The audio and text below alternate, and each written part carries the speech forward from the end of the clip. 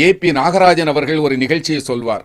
சரஸ்வதி சபதம் என்று ஒரு திரைப்படம். நடிகர் திலகம் அவர்களை சங்கிலியால் பிணைத்து வைத்துவிட்டு ஒரு யானையை கொண்டு அவருடைய தலையை சிதற வைப்பது போன்ற ஒரு காட்சி. அதை ஒத்திகை பார்த்தபோது என்ன நடந்ததா, நடிகர் திலகம் அவர்கள் படுத்திருக்கிற இடத்திற்கு பதில் ஒரு பெட்டியை வைத்திருந்தார்களாம். யானை நடந்து வந்து நில் என்றபோது நிற்காமல் அந்த பெட்டியின் மீது கால் வைத்து அதை நசுக்கிவிட்டது.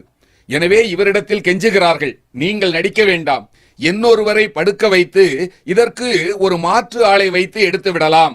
ஆனால் நடிகர் திலகம் ஒத்துக்கொள்ளவில்லை. அந்த நடிப்பில் உயிர் இருக்காது, நானே நடிப்பேன், நில் அங்கே என்று சொன்னவுடனே அந்த யானை உண்மையிலேயே நின்றது மட்டுமல்ல, பின்னால் போயிட்டுதான். ஏபிஎன் எழுதுகிறார், ஒரு மனிதருடைய நடிப்பு மனிதர்களைத்தான் கட்டி போடும் என்று நினைத்தேன். ஆனால் ஒரு கஜராஜனையே இது கட்டி போட்டிருக்கிறது என்பதை நான் அன்று பார்த்து பெருமைப்பட்டேன் என்று சொன்னால்